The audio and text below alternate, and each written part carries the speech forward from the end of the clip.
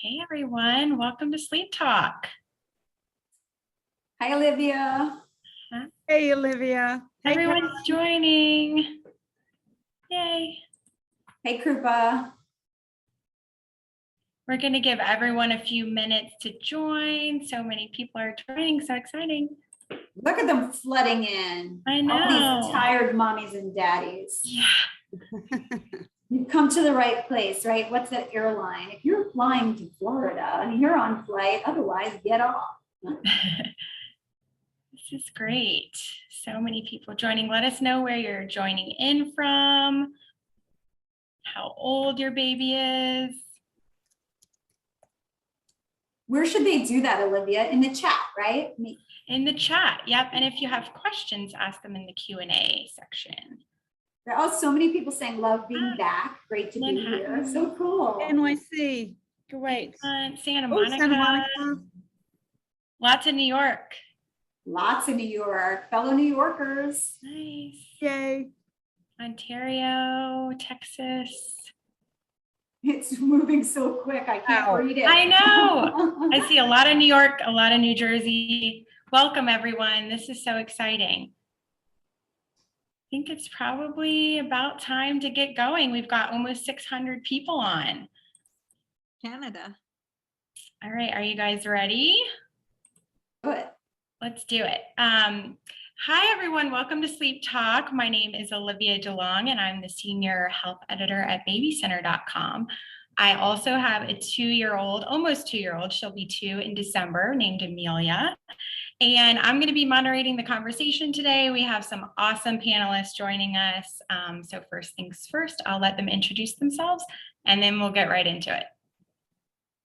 Great. Thanks, Olivia. I think I will get started. My name is Natalie Barnett. I am the Director of Clinical Research at Nanit, based here in New York City. I have 3 boys. I have a PhD in quantitative and molecular genetics, but also postdoctoral training in pediatric sleep. And at Nanit, I work with a lot of sleep researchers and academics around the world who use our camera in their sleep research. We also do a lot of our own internal sleep research as well. So sort of sleep research is my world. Awesome. Dr. Playforth, do you want to introduce yourself? Yeah, hi everybody. I'm Dr. Playforth. I write at The Pediatrician Mom, and I'm a pediatrician in Northern Virginia and a mom of 3. My youngest is 3 months old, so I'm kind of right in the thick of it with probably many of you. And part of my goal with my platform is to just try to provide a lot of nuanced but evidence-based information on sleep, but then also on lots of other things. Awesome. And Carolyn, you want to? Thank you. Hi, everyone. My name is Carolyn Harvey. I am a baby sleep coach. I'm the author of Dream Baby Nights and the founder of Dream Baby Sleep. I have a national team throughout the US and Canada. We're supporting tired parents, helping sleep train their babies who are 4 months to 4 years old. I am a mom to Christine, my amazing daughter, who's turning 10 this Christmas.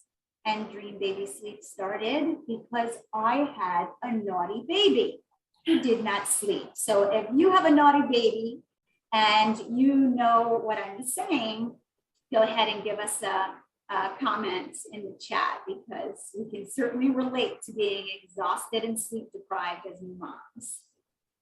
Yes, that is for sure. So we've got almost 700 people that have joined. Welcome everyone again. I'm going to go through a few housekeeping things before we kick it off. First of all, a huge thank you, of course, to 4Moms, Newton Baby, and Nanit for pulling this awesome event together. We expect this to run about an hour, probably a little bit less. We're going to have time for questions at the end before we wrap up. We have a lot of, and I see we've created a poll. So if you could fill that out, I will reveal the results once they're in. And then we have special offers at the end for everyone. All the brands will announce that at the end of the presentation. And again, please put your Q&As in the Q&A section, not the chat. And if you have to jump off for any reason, I totally understand. If your baby's crying or you need to put them to sleep, we totally understand. So we'll send a replay of the webinar to your email. All right. So I'm waiting on the poll results. I see so many people in the comments. Please help me. I Hashtag know. tired mom. Hashtag tired as a mother. I've totally been there. I can sympathize for sure. So cool. Arizona, Panama, Canada, New Jersey. So nice to see everybody coming in from everywhere. It's amazing. Yeah, this is awesome. Expectant parents too, welcome. Yay. Get ready for the wild ride. Awesome ride. The pre-planning, if you're expecting. Yeah, I'm very impressed. I am impressed. I was just trying to make it to labor and delivery, I feel like, at this stage. So very impressed by you planners. All right, we can come back to the poll. Okay, so I'm gonna kick it off with our first section. Just a few reminders. This is really geared towards expectant parents and parents with children up to 12 months, so newborn to 12 months old. We're gonna go through sleep needs at every stage, how to put your baby to sleep, common sleep mistakes parents make, and then the dreaded sleep regressions. And then, of course, please keep asking your questions throughout, and we'll get to those throughout the presentation, but also at the end. So I'm going to go ahead and start if everyone's ready. And we'll start off with baby sleep needs at every stage. So this is super important. I know as a new mom, I didn't know what to expect when I brought my baby home from the hospital. So I'm going to let Dr. Playforth kick it off and talk a little bit about sleep and growth and cognitive development. Thank you. Okay, so I wanted to just talk a little bit, give a kind of a large overview of why we think sleep is important. The research shows us that high quality sleep of the right duration affects growth and development in a myriad of ways, and most especially in those early infant months. And there are studies that actually show that that is independently true of naps and of nighttime sleep. Both are important for growth and cognitive development in slightly different ways. When we think about young babies, as they grow, the physiology of their nighttime sleep changes a lot. And there are different lengths of time spent in different phases of sleep, which I'm sure a lot of people already know. What's interesting when you think about physical development is actually that certain phases of sleep are actually associated with the secretion of growth hormone by the pituitary gland. And that's actually when your baby's physically growing. And so one of the hormones that kind of impacts that. That's why when your baby has a growth spurt, a lot of times what we'll see initially is a few days of increased eating and then actually a day or two of increased sleep, because that's when the body is doing the work of growing. Cognitively, sleep also, a lot is happening. Learning, concentration, memory consolidation, which obviously impacts the development and maintenance of new skills, language skills, motor skills, things like that. All those things. Dr. Playforth, I'm sorry to interrupt you. Could you just speak up just a little bit? It looks like some people are having trouble hearing you. Yes. We have a lot of background noise, so, just let me know.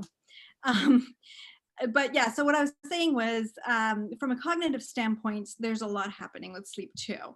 We have concentration, memory consolidation, all these things impact how our babies are progressing through their developmental milestones.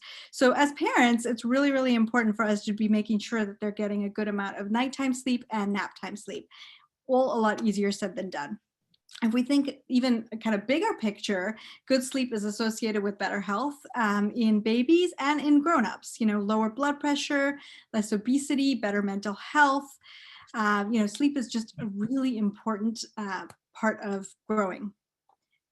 And as Cooper, I always like to say to people, I really would love parents to understand that sleep is as important to their baby's growth and development as nutrition and exercise, right? And I really want people to be as focused on sleep as they are on, on other facets of health, because it really, and there's more, as, to your point, there's more and more evidence coming out showing us, the importance of, developing healthy sleep habits early on, and really getting that good quality sleep from an early age. So sorry to interrupt, keep going. No, I'm so glad you brought that up, because I think that not a lot of people know that, and there's a lot of mixed messaging and misinformation out there, and that's actually why a seminar like this is so important, because I think when you're a parent and you're sleep deprived and you're thinking, okay, I know sleep is important, but I don't know how to do it, and I don't know when I should be putting my baby down or how long they should be sleeping for. There's just so much information.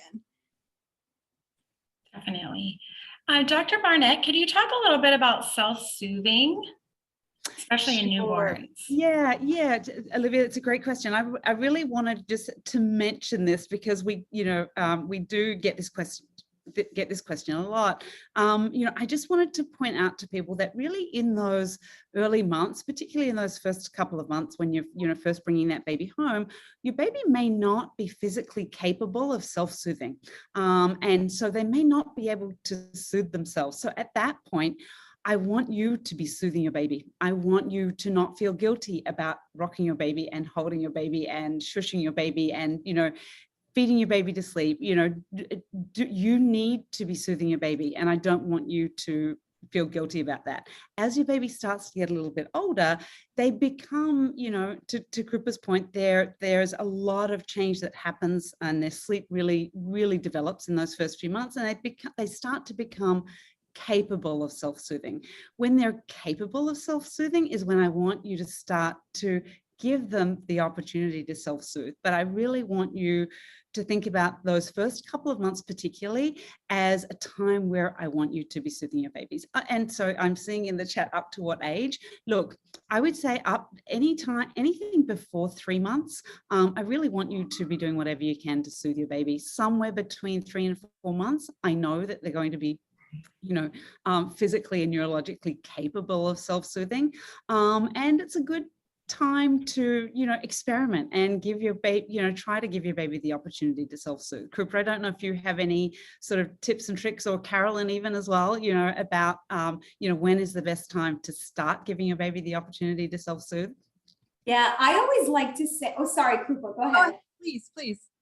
I always like to say 12 weeks. All bets are off 0 to 12 weeks. You have a newborn. Yeah. You want to really embrace that 4th trimester. We're going to rock, bounce, shush, hold, feed, baby wear to sleep. Contact napping, assuming you're not asleep, is absolutely safe and really helpful for baby. They've been inside the womb for 9 months. So those contact naps, it's very natural for baby to want to sleep on you. So 0 to 12 weeks, all bets are off. As we know, the beautiful sleep hormone melatonin doesn't even start to get produced in a baby's body until about the 3-month mark. So between 3 and 4 months old, I see a lot of questions in the chat. When will my baby self-soothe, right? Carolyn, So, I've seen, sorry, can I just interrupt you just yeah. for a second? I've seen a couple of people asking particularly about preemies.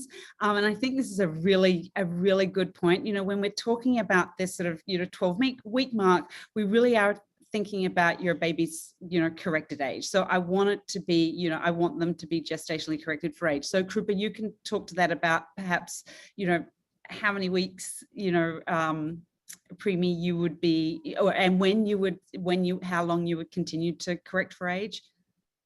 I would continue to correct for age, certainly for the first 3 months, but potentially even up to a year.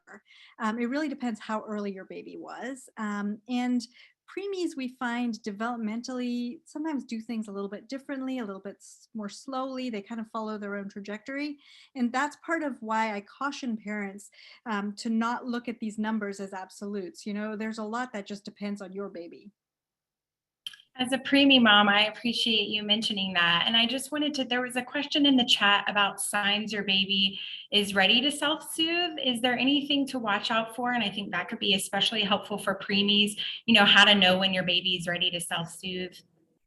Yeah, so I really think, Olivia, that's such a great point. So we do adjusted age. So from your estimated due date, that's how I consider your baby's sleep maturity, right? So if you were 4 weeks early, you're going to adjust. So if your baby's 8 weeks out of utero, as far as I'm concerned, when I'm referencing benchmarks here tonight, I consider your baby 4 weeks old as far as sleep maturity is concerned.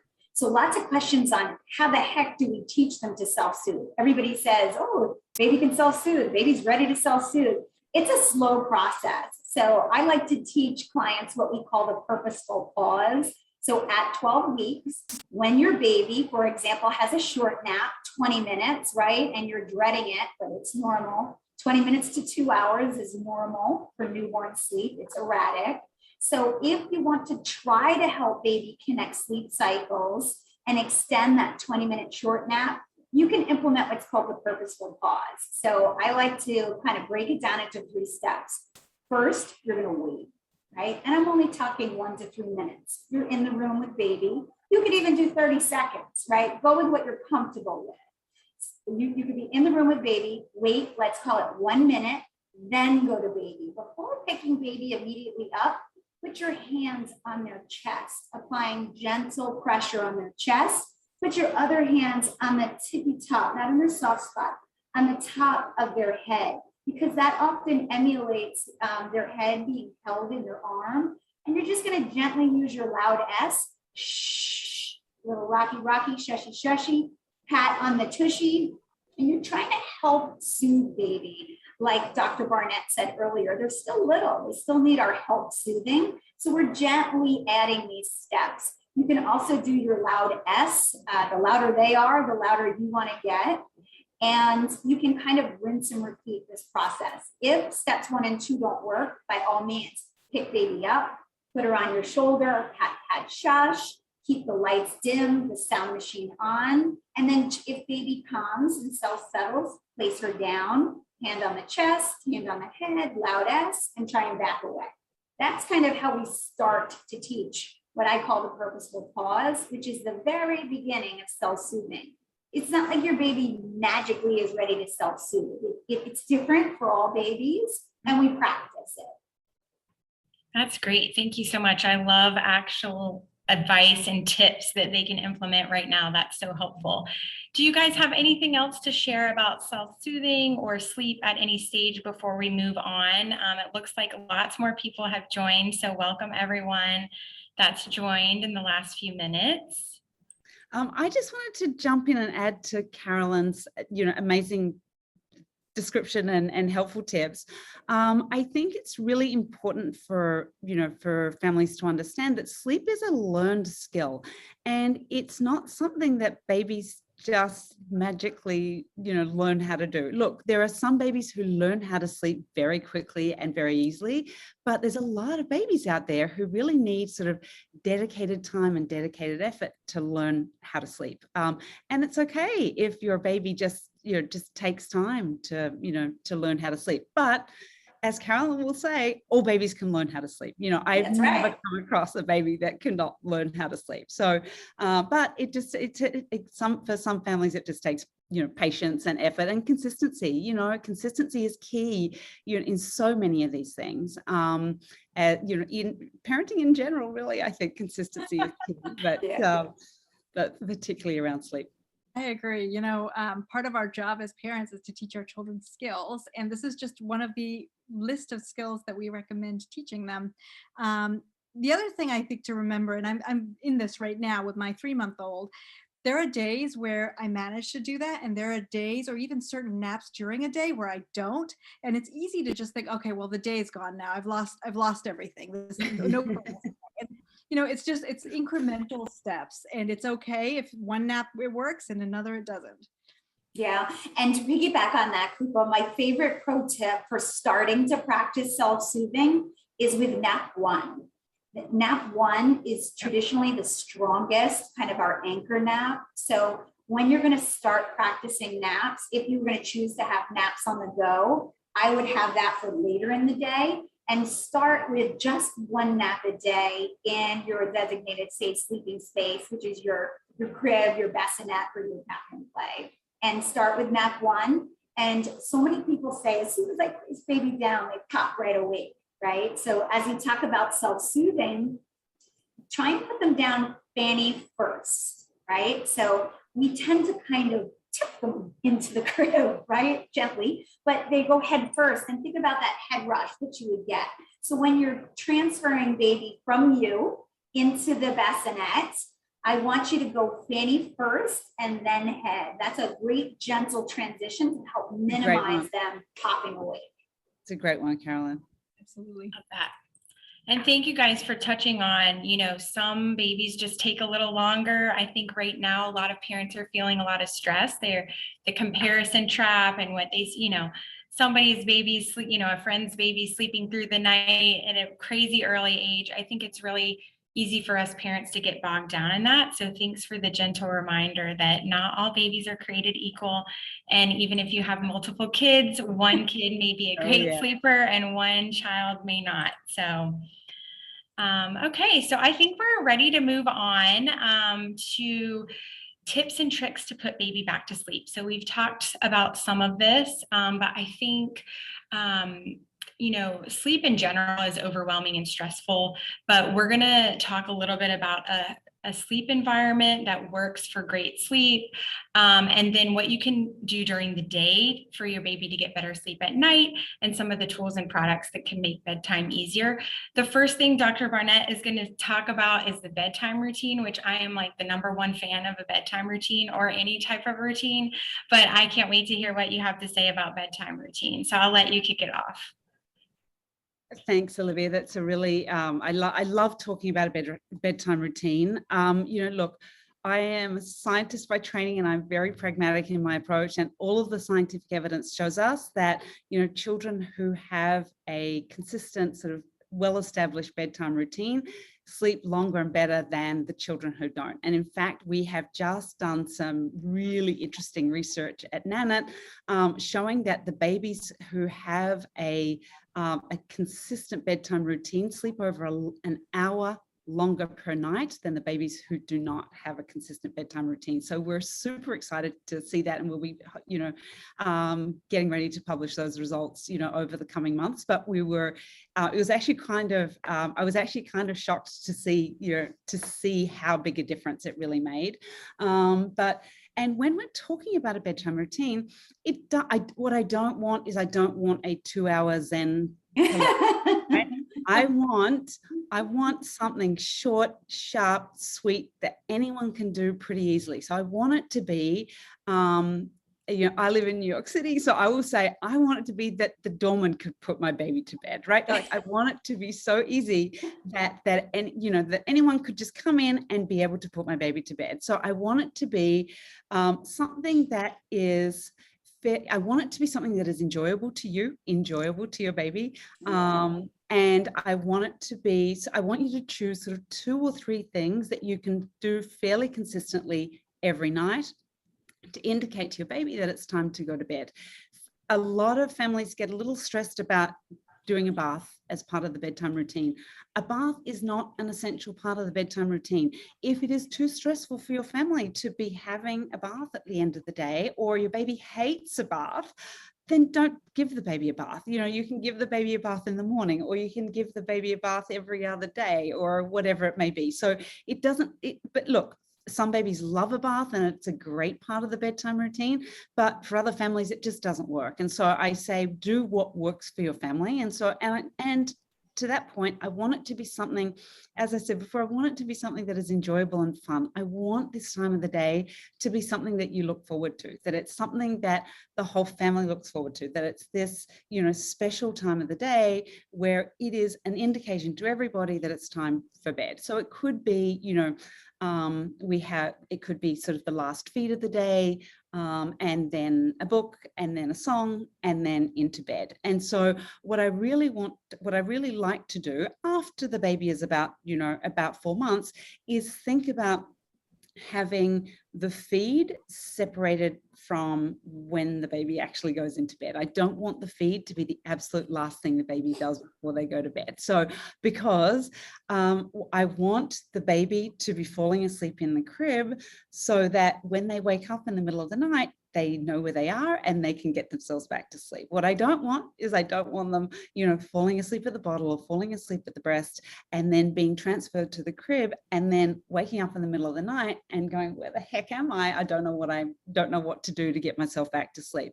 And look, I'm talking very specifically about babies who are capable of self-soothing and who are over 4 months. As I said before, those teeny tiny little babies are going to be falling asleep at the breast, falling asleep at the bottle, and it's completely developmentally appropriate for them to be doing that. But as they get a little bit older, I really want to start to separate that last feed from, from putting them into bed. But again, back to the bedtime routine, I do want that bedtime routine to be something that is fairly short and, and fairly simple for your family. Ideally, I don't want it to take any more than 30 minutes. Even shorter than that, if you're, as your baby gets older and your baby is eating a little bit faster for that last feed. So that's sort of how I like to end the day, with a sort of a consistent bedtime routine, something that's going to indicate to your baby that it's time for bed. You can also do something similar for naps. Some babies don't need it; they just go straight into the crib and will fall asleep for the nap. But other babies do need sort of a modified sort of nap routine, where you could do something sort of a little bit shorter or faster, to get them ready for that nap. Carolyn, do you have anything to add to that? Yeah, I love what you said about 15 to 20 minutes. I'm a New Yorker, transplanted into the beautiful state of Florida, but in New York, we tend to shoot real straight. So I want you to land the plane 15 to 20 minutes max. Be bold, be bright, be brief, and be gone, especially for anybody who has any older toddlers. I know we're focusing on 0 to 12 months, but we don't want to give ourselves opportunity for things to go sideways. So I always like to remind parents too, I hear so often, I think you probably hear this too, parents are like, I don't have a routine. I'm like, okay, well, tell me what you do when you put your baby to bed. And they define a routine. I'm like, that is a routine. It's that simple. And I call it the 4 Bs. And when they're 4 months and older, I definitely want the bottle or breast to be earlier in the routine. So bath, optional, bottle or breast, books, bed, 15 to 20 minutes. It can be that simple. So try not to overthink it. I also saw in the chat a couple questions about how we should put our babies down for sleep. So from a safe sleep perspective, we always want to place our babies on their backs to sleep. So it's the ABCs of sleep, okay? So always on their back. We want them in a firm, flat surface in a bare sleeping space. So that's no bumpers, no comforters, no large stuffed animals, and always, always, always on their back. So one thing that I wanted to mention too, as an add-on to that bedtime routine, start the white noise. I love static white noise, that fan sound, that shh, right? The womb is a loud place. It's a noisy place to live. Organs, everything's churning and clanking. So white noise is very comforting. So is pink noise, but that fan sound is what I'm talking about. It's very comforting to baby. So there are free bedtime fan apps you can download. One of our sponsors, For Moms, has the Mama Sleep Bassinet. It has white noise built into it. Correct me if I'm wrong, Dr. Barnett, the Nanit has white noise? We have white noise, yes. We have several white noise sounds in the camera, yes. Yeah, so brands like Nanit and For Moms aren't offering white noise for fun. There's tremendous research tied to the ease that it helps baby to fall asleep. So simplify those bedtime routines. Can I just jump into that for a second? We have actually shown that our babies who sleep with white noise sleep more than an hour longer than the babies who sleep without white noise. So it's really, to me, it really becomes an essential part of that, that sleep environment. And I saw someone in the chat ask about weaning a baby off white noise. And look, I think that's a great question, and it's something that I hear a lot from parents. Look, as your baby gets a little bit older and they become, a toddler, you can, what I actually recommend to families is gradually turning down the white noise over a period of a couple of weeks. So I don't want it to be that you just, rip the Band-Aid off, but just gradually turn it down over a couple of weeks. And that's a really an easy enough way to do it. That said, I have an 11-year-old who still very happily sleeps with a white noise machine. Yes, so does my 9-year-old. So does my 9-year-old. So a couple people added too, what about a nap routine? Yes, you should have an abbreviated nap routine, 5 to 10 minutes max. So yeah, so I wanted to touch quickly on getting your baby on a nap schedule to support night sleep.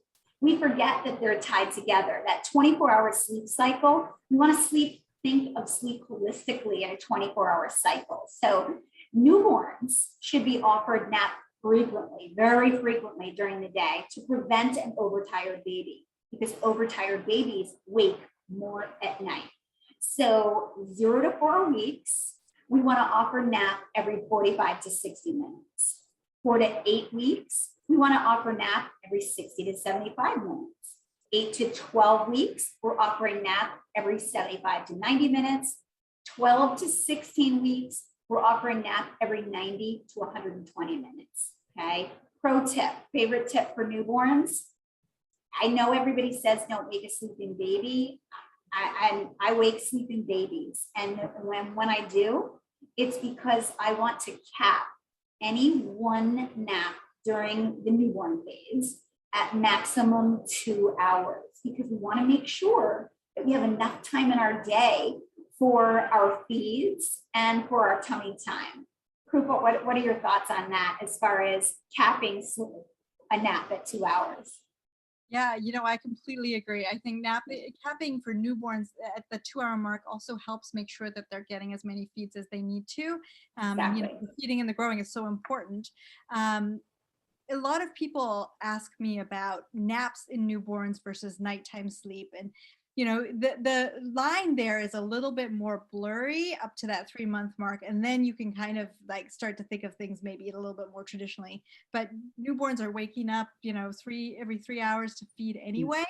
And it's all kind of like one long 24 hours.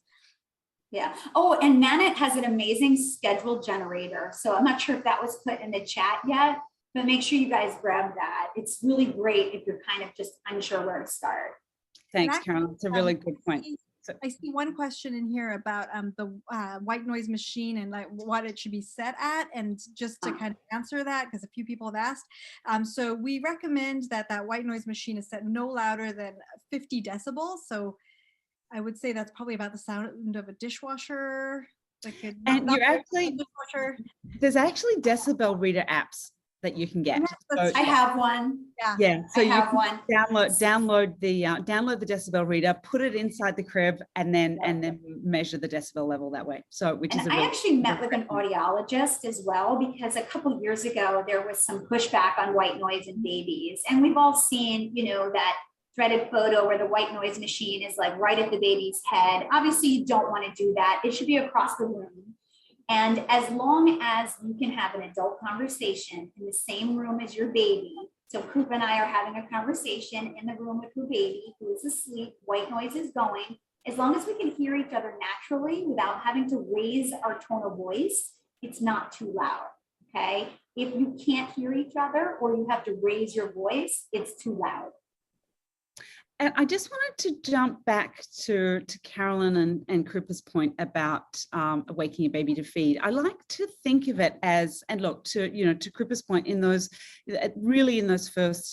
early weeks, they're sort of, they're waking and eating, 24 hours around the clock. But really, sort of after about, 6 to 8 weeks, we start to see these longer stretches of sleep start to develop, and the sleep starts to get a little more consolidated. And about that time is when I start to recommend that we really focus on those daytime calories and making sure that we are sort of gradually, naturally increasing those calories during the day, so that we can gradually, naturally start to cut down those calories at nighttime. And so I wholeheartedly agree with Krupa and Carolyn in capping that nap at 2 hours, really just to make sure that we can get those calories in. Because what I don't want to see is, if your baby's capable of doing a 5-hour stretch, I want to make sure that 5 hours stretch is when you guys are going to bed. I don't want that 5 hour stretch at 11 o'clock in the morning. So Exactly. if we have to wake a baby to feed them to make sure that they're getting those calories in during the day, then I would recommend doing that. I jump in with a question from the audience here. I thought this was really interesting. This was not the case with my daughter, but their baby is great at putting themselves to sleep for naps, but not for nighttime. Do any of you have any tips for that? They're saying, what did we manage to do backwards? The baby is 4 months. One of the things that I've noticed with my baby recently is that he's worse at putting himself to bed at night or putting himself to sleep at night because he's overtired. It's sort of the stimulation of the entire day is kind of accumulated. And I think in the evening chaos, sometimes you can miss like your wake window a little bit. And so sometimes then at night you might have a little bit harder time. But I'm actually interested to hear Carolyn and Dr. Barnett's opinion here. Yeah, I think the first thing that you can do when you're having a bedtime battle at any age is look at your bedtime. And most bedtime battles is Timing, Carolyn, you're thinking, right? Say that again. Sorry, you mean you're talking about the timing, right? Like, yeah, the timing. So make bedtime, thank you. Make bedtime a smidge earlier. Even 15 minutes can make a difference. Control what you can. We have a lot of working parents, and if you can't control it when you're working, that's okay. When you're off, shoot for that slightly earlier bedtime, even by 15 minutes, because you can get in front of that overtired state, and that can make just a world of a difference. Great. Well, I think it's about time to move on to our next topic, which is super, super important, safe sleep. There's a lot of news out there right now about this, and I'd love for you guys to start digging into this. We want to discuss, as a sleep deprived parent, I think it's really easy to make decisions in the moment to get your baby to sleep. So you can get to sleep, and that is totally fine and totally understandable, but there are some things our parents want to keep in mind as far as safe sleep goes. So Dr. Barnett, can you kick off kind of our safe sleep environment section here for us? Sure, thanks, Olivia. I think this is a really lovely topic, and it's something that's very near and dear to my heart. And Carolyn alluded to it earlier, and there's, the AAP have really very really concise guidelines around safe sleep, and it's very important to me, and actually to all of us at Nanit, that that we are encouraging that babies to be sleeping in a safe sleeping environment. And a safe sleeping environment to me is going to be having your baby sleep in their own space. That could be a bassinet, or that could be a full-size crib. You actually don't have to put the baby into the bassinet before the crib. They can come, straight home from the hospital and go straight into the crib. It's important that their baby is placed on their back to sleep, as Carolyn pointed out. And it's important that they're going to be on a firm, flat surface with no other things in the crib. So I don't want to see bumpers. I don't want to see blankets. I don't want to see, large stuffed animals, as Carolyn said. And also too, I want to make sure that the temperature of the room is somewhere around 70 or 72 degrees. At that temperature, your baby really doesn't need to be sleeping in anything other than footed pajamas. And I see families tend to, overdress their babies rather than underdress their babies. And so I would, that would be the one thing that I would caution against, is overdressing their babies. So Carolyn, do you have anything to add to that, or Krupa? Yeah. So I am a safe sleep guardian with the charity First Candle. It's a 501c3 here in the States. It is Safe Sleep Awareness and SIDS Awareness Month in October here. And safety is just our utmost top priority. And I think everybody here can agree that the safety of your baby is ultimately our top priority. So I like to keep it super simple: firm, flat, and fitted. Firm sleeping surface, flat sleeping surface, fitted sheet, right? So if you have a pack and play or a bassinet, purchase the sheet that comes from the manufacturer, preferably. And you want to, for the AAP, the American Academy of Pediatrics here in the States, We want a room share, not bed share. So really, really important. Safety is our number one priority. If you're struggling with safe sleep and have additional questions, we do have at Dream Baby Sleep a safe sleep checklist. Don't hesitate to DM us. We're always welcoming any safe sleep questions you might have. I agree. So yeah, the American Academy of Pediatrics has published this list of sleep recommendations. It's easy to go to their website and look at the evidence behind them. And in addition to the top things that Carolyn just talked about, there are a few others. There's evidence for a few other things. So using a pacifier at the onset of sleep, avoiding smoke exposure during pregnancy and in infancy, breastfeeding, and then keeping up with things like routine immunizations and preventive care. Those are going to be the most important things to try to think about when you're thinking about safe sleep. That's such a great point, Krupa. I get so many questions like, I don't want my baby to be addicted to the pacifier. AAP recommends use of the pacifier, encourages it for the first 12 months. So don't let, you could cross that right off your list as a concern in those first 12 months if your baby takes a pacifier. Interesting. There is data that supports the lower incidence of SIDS if the pacifier is used at the onset of sleep. Now, if your baby has a history of ear infections, then actually we do recommend trying to wean that pacifier at the 6-month mark, but your highest risk for SIDS is going to be in that first 6 months anyway. Yeah. One thing that I did want to point out that I just wanted to mention that I'm seeing a lot of these days is the use of baby lounges in cribs. And it's something that's an incredibly worrisome trend to me. And I'm interested to hear your thoughts, Krupa and Carolyn, on it. But I just wanted to point out to people that, putting a baby into, a baby lounger in a beautiful clear crib is not a safe sleeping environment. We really want that baby lounger out of the crib. So I agree. And I hear from parents all the time, well, I'm watching them, and so it's fine. But actually, you cannot possibly be watching them the entire time. You go to the bathroom or something like that. Things can happen pretty quickly. So we do not recommend any of those loungers. Yeah, 100%. I'm so glad you mentioned that, Natalie. I'm a hard no, right, on anything in the crib. So super great point. It's very unsafe. So if I tell everybody, I made a lot of choices as a new parent that I did not know better. So if you are using a lounger or something in your crib, that's okay. DM us and say, I need help transitioning off of this. Okay, we are happy to help you. So definitely reach out. But super important. Unfortunately, a lot of those products are promoting them for sleep, and the AAP does not support anything at all in the crib. So really, really great point, Natalie. And I really, I really love the tools that we have available for us now that are really helping new parents who are worried about safety first and foremost, as we all are. The monitor is such a great tool from Nanit. I love it, and I gift it to all of my friends.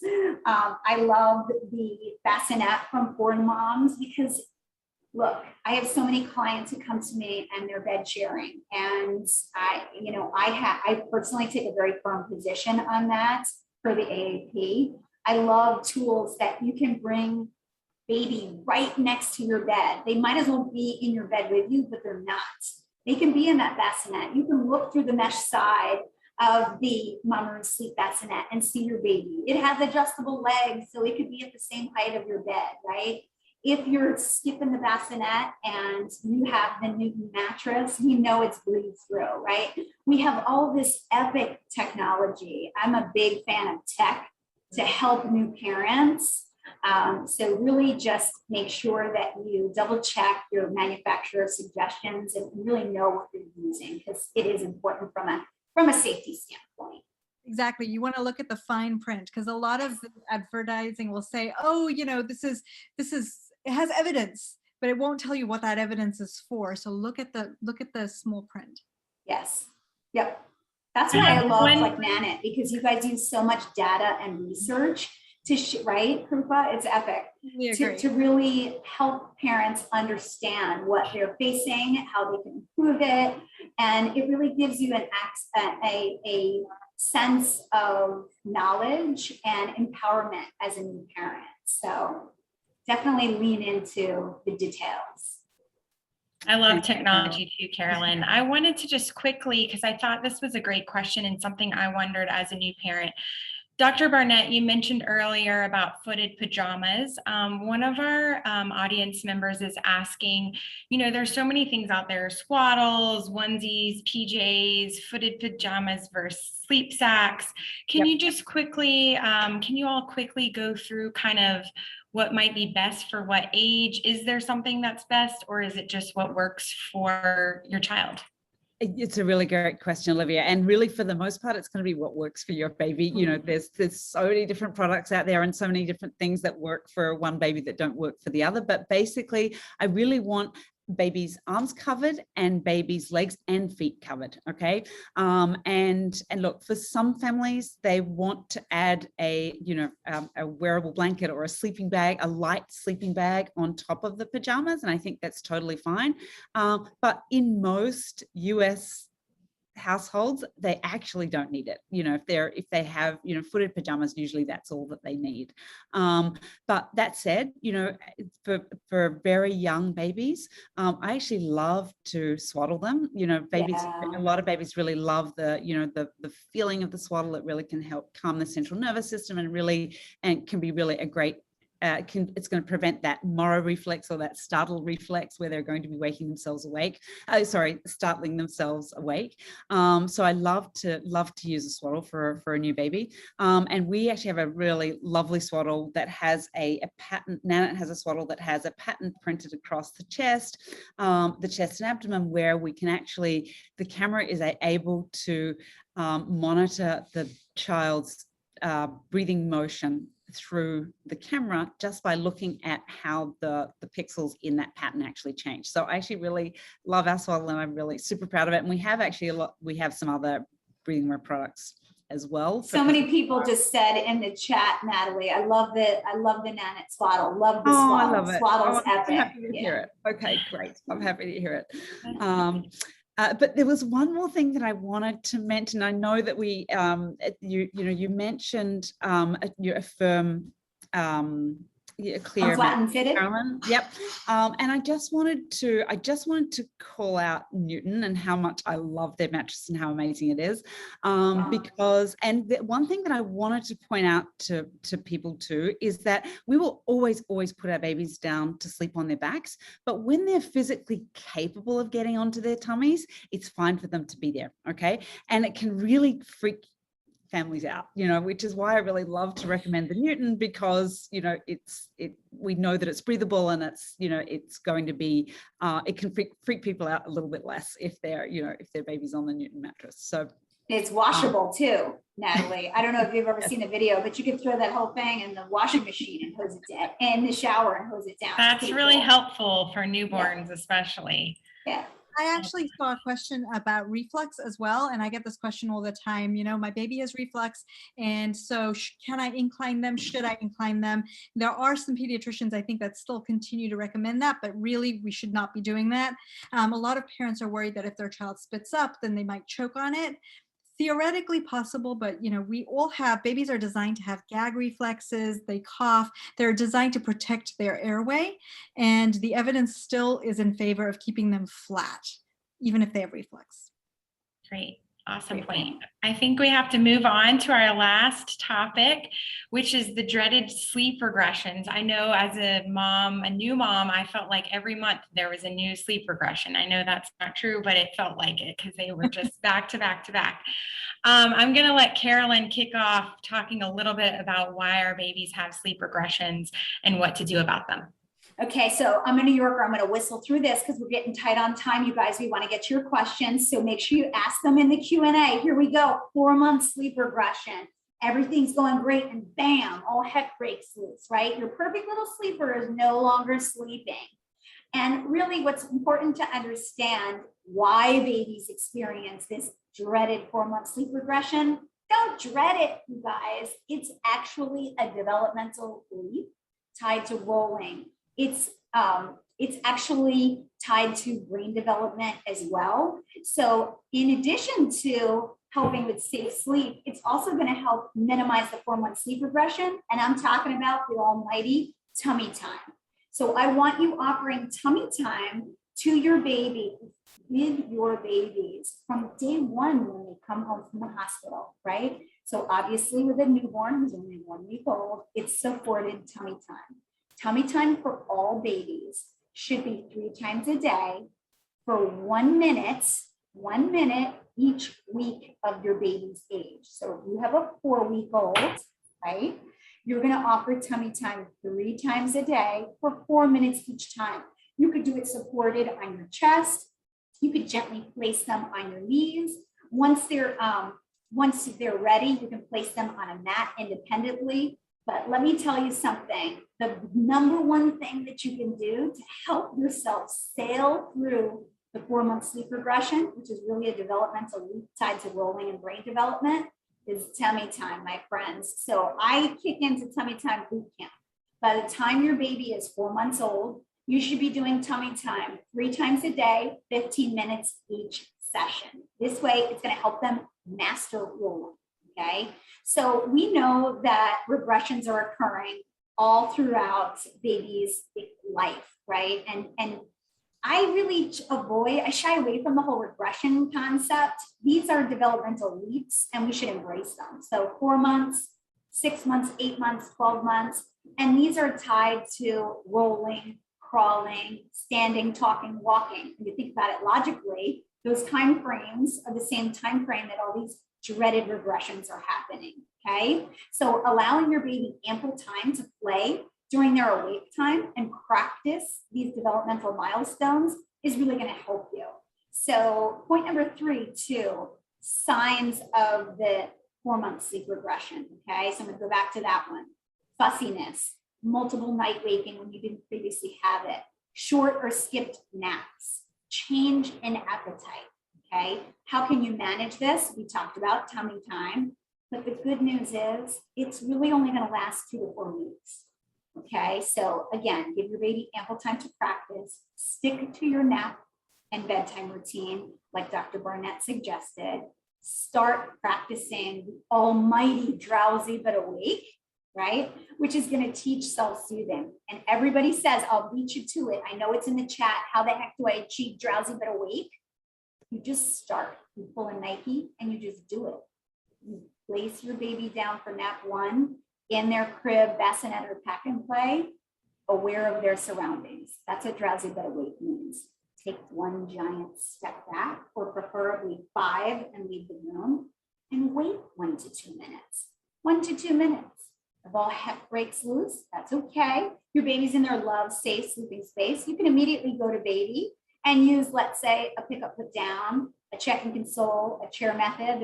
There's tons of sleep training methods. They all work, right? But start practicing drowsy but awake at about that 3 to 4 month mark. I think Thanks so much, Dr. Playforth. Can you go through just briefly maybe some red flags, when to call the doctor if your baby's just not sleeping? I think that's a great way to kind of end things before we go into a couple Q&As. Just anything parents should look out for when it comes to sleep and when to call the doctor. Absolutely. So if we're talking about the regressions, then some of, if your baby's sleep cycles have suddenly completely changed abruptly, and you're noticing anything else that seems amiss. So they're going to have a little fussiness with this growth spurt regression anyway. But if that fussiness is persistent, or if they're difficult to console, that would be a reason to reach out to your doctor. Other things would be other symptoms. So fever, not feeding as well as usual, not making as many wet diapers as usual, pulling on their ears. We see a lot of ear infections that present initially with a change in the sleep habits. And then 2 other things. One, if you are really frustrated, so if you have been trying to get your child to sleep, you're sleep deprived, and you are starting to feel emotional, frustrated, just like you need a little bit of help, that's a good reason to reach out to your pediatrician or to a sleep specialist. Actually, a lot of pediatricians don't have that much experience with sleep. But there's a lot of resources, and they can kind of point you in the right direction after checking your baby out and making sure there's nothing underlying going on. And then the other thing to keep in mind is just if something is tickling your spidey sense as a parent, even if it's not one of these red flags that we've discussed, if something doesn't feel right to you, I would much rather that you call me and we talk about it and let me offer you some reassurance or not. Parents need to know that they need to trust that kind of spidey sense. Awesome. So we're going to do Q&As in just a second. I want to go through, I know parents are busy. They've got to get their kids to sleep. So I want to get through to our giveaways and some of the exciting deals we have. So I'm going to go through those really quickly. Panelists, can you go through what you're giving away just really briefly so then I can get into the other deals we have? Sure, absolutely. So I'll go first. I'm going to be giving away 2 of my baby sleep classes plus a 30-minute baby sleep consult with me. So 2 winners will get both my baby sleep class and a 30-minute sleep consult. Awesome. Dr. Barnett? Thanks, Olivia. Yes, so we're giving away two 30-minute sleep consults with me. So I can't wait to meet the 2 lucky winners. Great. And Dr. Playforth, I think you have something to share as well. Yes. So for any parents that are interested in baby-led weaning, we are giving away 2 starting solid bundles. So it's a baby-led weaning guide and recipe book and a checklist as well of the 101 first foods that we recommend. Awesome. And then I'll go through quickly the deals that you've been waiting all night for. Our amazing partnered brands are giving away some great things, are giving you some great deals. First up, 4Moms is giving you 20% off their Mamaroo sleep bassinet, which is a crazy savings of $75. You can see here on your screen, just visit 4moms.com and use code SLEEPTALK at checkout. Newton is giving you $40 off a Newton crib mattress. So just visit newtonbaby.com and of course use code SLEEPTALK at checkout. And then Nanit is giving you 20% off as well, all Nanit camera purchases, which is great. Visit nanit.com and use code SLEEPTALK at checkout. And then of course, remember that you can enter for a chance to win products and services from all 3 brands. I want to thank our panelists so much. I know we are really tight on time and we have a ton of questions in the chat. So if there are some that you all want to answer quickly, I think we're pretty much wrapped up, but we would love to get some of these questions answered for those of you who can stay on maybe 1 or 2 more minutes. Any doctors want to jump in? You want me to hit some questions, Olivia? I do rapid fire questions all the time. Sure. I'm so stressed out. There's so many questions. I know. I'm like, can you just briefly go through the sleep regressions one more time? It looks like there's a lot of questions about when exactly they happen. I know you mentioned 4 months. Just go through when parents can expect them.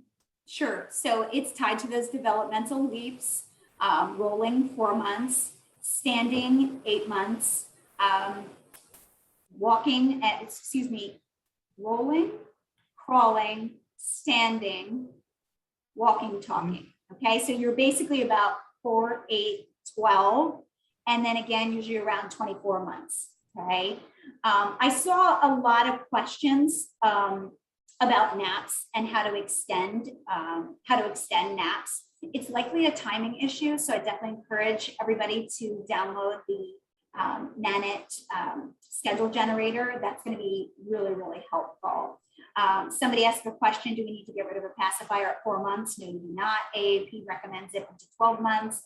Do breastfed babies really sleep worse at night versus formula fed? I feel that that's a myth. Krupa, what are your thoughts on that?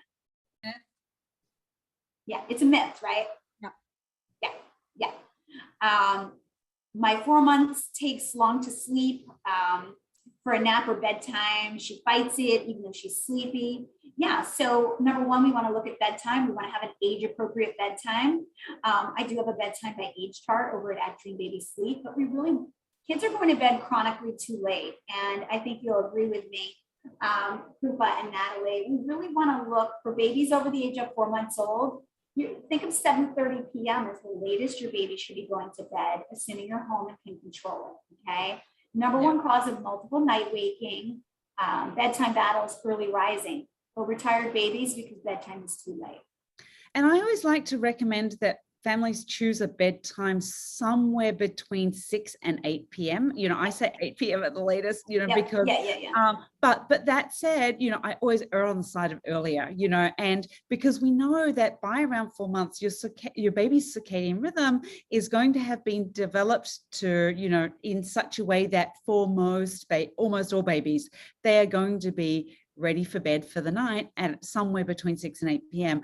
And so I like to suggest to families that they try and choose a bedtime in there that suits their family.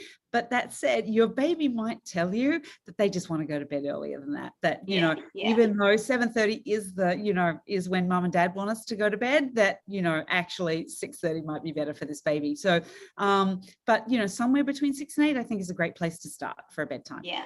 And I love Josie T said, can Carolyn Harvey please tell me what a good sleep schedule is for my 12-month-old? I couldn't not answer it. Here we go. 12 months old, 2 naps, 9 a.m. and 1 p.m. bedtime no later than 7:30 p.m. That can swing 30 to 45 minutes either direction, but ideally you want to be still on a 2 nap a day schedule at 12 months old. Thanks, guys. I think we have to wrap up. There's so many questions. We're going to send out some emails with a lot of these questions answered and some content that would be super helpful to help answer these questions. This was so fun. I just wanted to make a quick note. The giveaways that our panelists mentioned earlier, they will be announced by Thursday. So look out for that. This has been awesome. As a new mom, this was so helpful. Sleep is such an important topic, and this was so fun. Thank you guys so much. I really appreciate you. And of course, thanks again for all of our sponsors. Everybody have a great night. Bye. Bye.